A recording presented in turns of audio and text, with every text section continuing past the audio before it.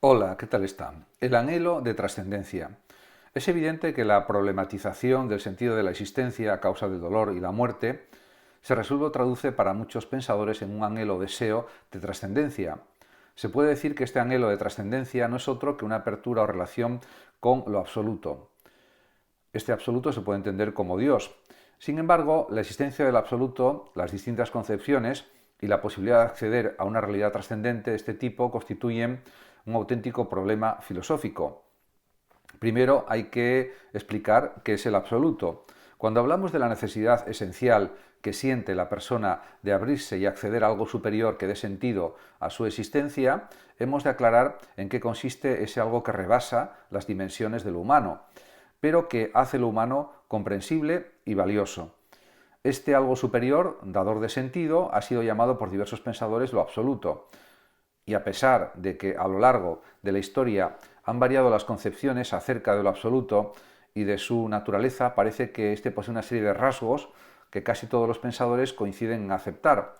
Se considera lo absoluto aquello que es incondicionado e independiente.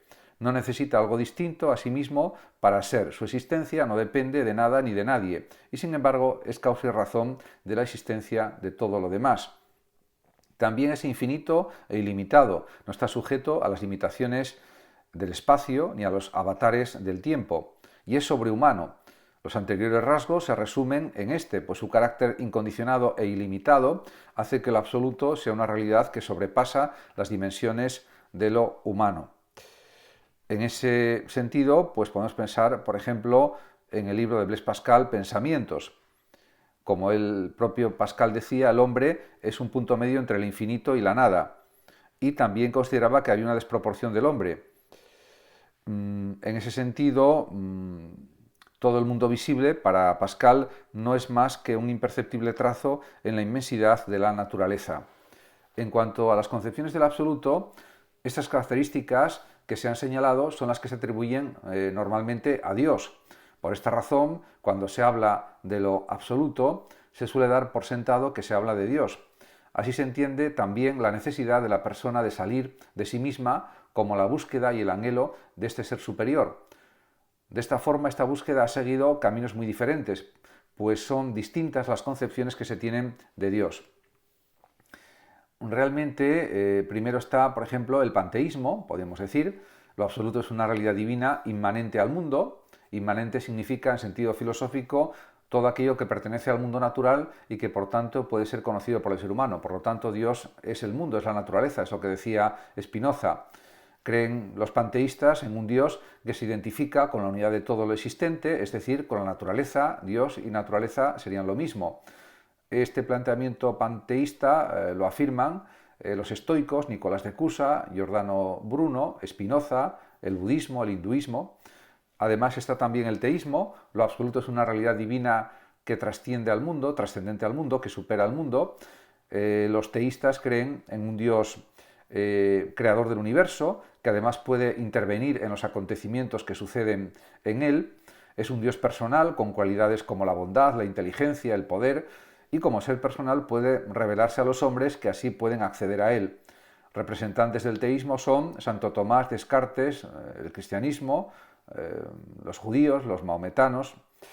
En cuanto al deísmo, supone que lo absoluto es una realidad trascendente al mundo.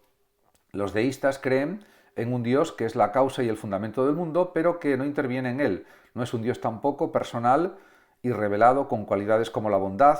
El ser humano puede acceder a él de forma exclusivamente racional. Pensadores que han sostenido el deísmo son Voltaire, por ejemplo, Cherbury, Toland y otros.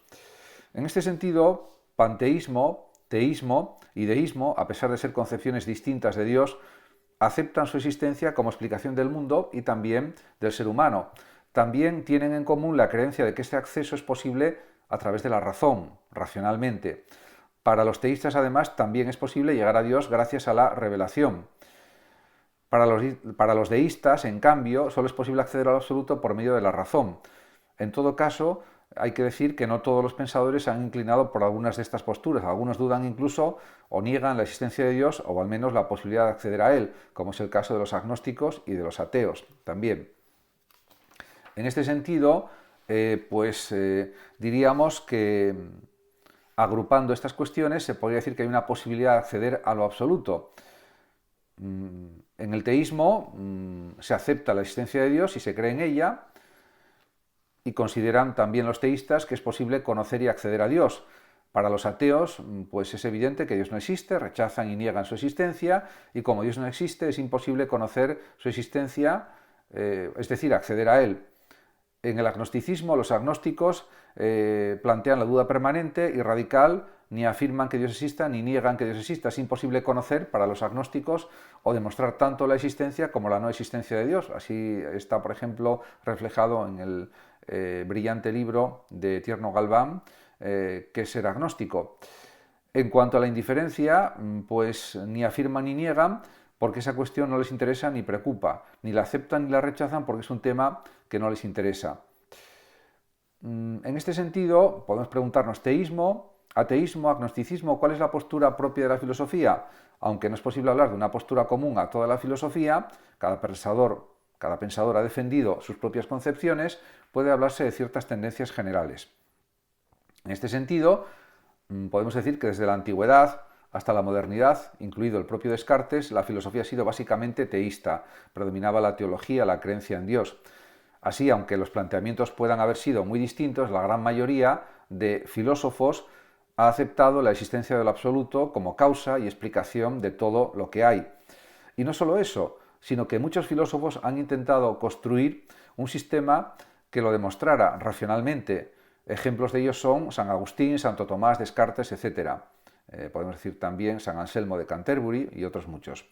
Durante la modernidad, en cambio, pues hay una transformación, un cambio de perspectiva, sobre todo por la influencia del pensamiento kantiano. Para Kant, todos los intentos por conocer y demostrar racionalmente la existencia de Dios han sido en vano, han sido inútiles, y lo seguirán siendo. Solo es posible tener conocimiento de aquellos objetos de los que tenemos experiencia sensible. Por tanto, Dios es un noúmeno, es una cosa en sí, no es algo experienciable. Según Kant, no es posible tal experiencia de Dios, pues es un ser trascendente que está más allá de lo sensible. Así, aunque creer en la existencia de Dios para él es una necesidad constitutiva del ser humano, nunca podrá ser demostrada, pero tampoco invalidada. Esta teoría favoreció la tendencia agnóstica en el ámbito de la filosofía, aunque es incorrecto pensar que desde Kant toda la filosofía lo sea. En la época contemporánea han proliferado, más que en otros periodos, los pensadores ateos. Aunque no ha sido la única postura o planteamiento vigente, el personalismo, por ejemplo, es una corriente filosófica profundamente religiosa, en los últimos 2 siglos destacan pensadores de convicción atea. Es el caso de Marx, de Engels, de Kropotkin, de Bakunin, de Proudhon y de otros muchos pensadores anarquistas, y también de otros filósofos. Así, por ejemplo, cabe señalar filósofos como, por ejemplo, Nietzsche o Sartre, o pensadores como Freud. Este último rechaza, Sartre, me refiero, la existencia de Dios, a pesar de comportar, como él mismo cree, la inevitable soledad y el sinsentido de la existencia humana. Para Sartre, la vida sin Dios es un absurdo, pero así hay que aceptarlo. En esta línea de pensamiento o similar está también pues Albert Camus, filósofo, novelista, autor de teatro, etc.